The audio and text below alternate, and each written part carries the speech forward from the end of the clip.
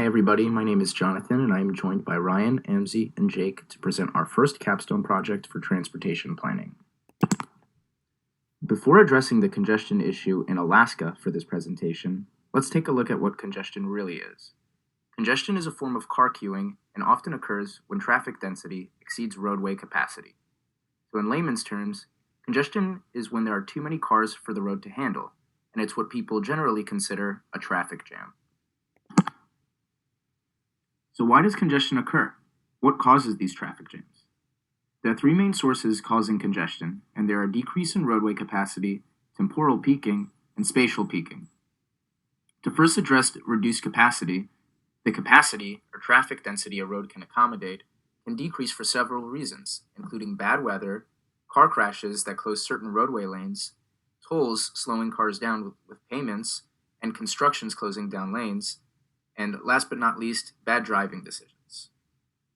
Next, temporal peaking, or peak travel time, causing density of roadway to be at a max, is another cause of congestion. When thinking of temporal peaking, think of a rush hour time for getting to or from work. Lastly is spatial peaking, or the peak travel direction. When thinking of spatial peaking, think of concerts or sporting events where everyone is arriving or leaving in the same direction all at once. To understand congestion more deeply, let's consider roadway speed and density and how they make up traffic flow. Traffic flow is the number of cars that pass through a lane in a given hour, and it equals density times speed, which are inversely related.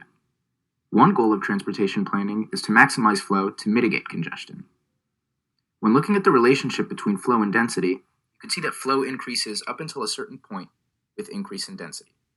Then, the roadway density gets too high, in which speed slows down, in turn reducing flow. In the right image, you can see the relationship between speed and flow, and you can notice a similar relationship where flow is maximized at a certain speed. This means that it is the most amount of cars that can pass through a lane in a given hour, so density is really high, causing a decrease in speed and also flow. Hi, I'm now going to be talking about building out of congestion. People typically think of this as a simple method to alleviate congestion or traffic. This is done by widening roadways or creating extra exit ramps for use of local roads.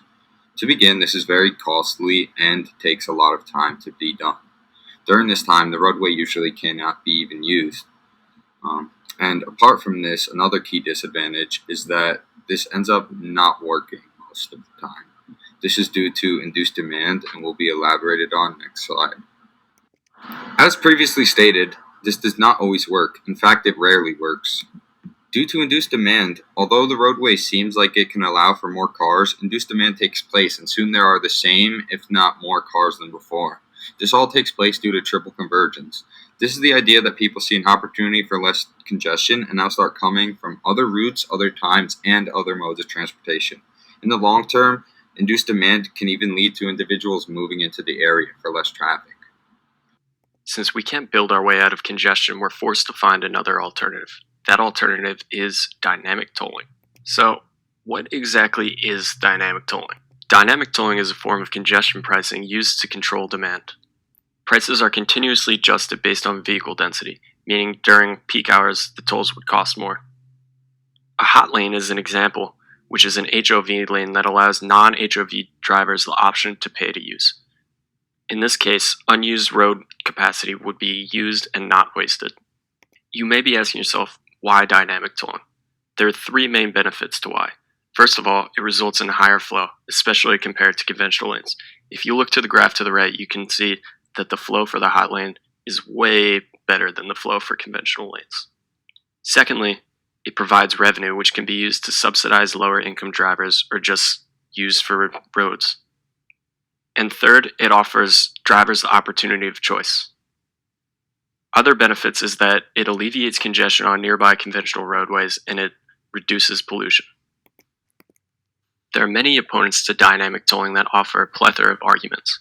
One such argument is that low-income drivers are disproportionately harmed by tolls.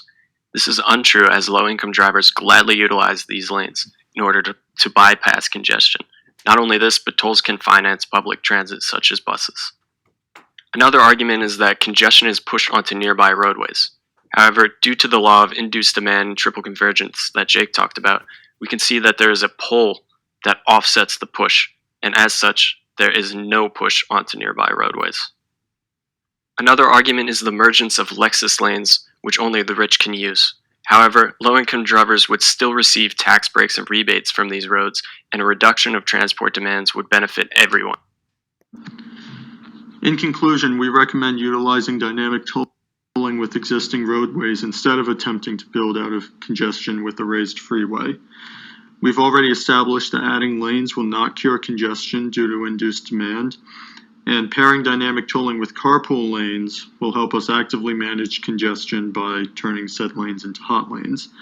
Machine learning algorithms manage these lanes by changing the toll rate to change the number of vehicles on the road, which lets us maintain a constant rate of flow on the roadway, even during peak conditions. In a rebuttal to roadway expansion, we would like to point out that highway expansion is proven to not adequately remedy congestion, while hot lanes are proven to decrease congestion when they're implemented.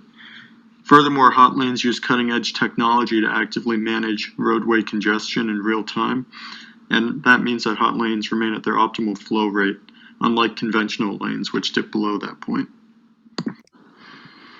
Given the success of hot lanes and the documented failure of roadway expansion, we feel the obvious course of action is to scrap the planned roadway expansion and instead implement hot lanes instead of the raised road surface.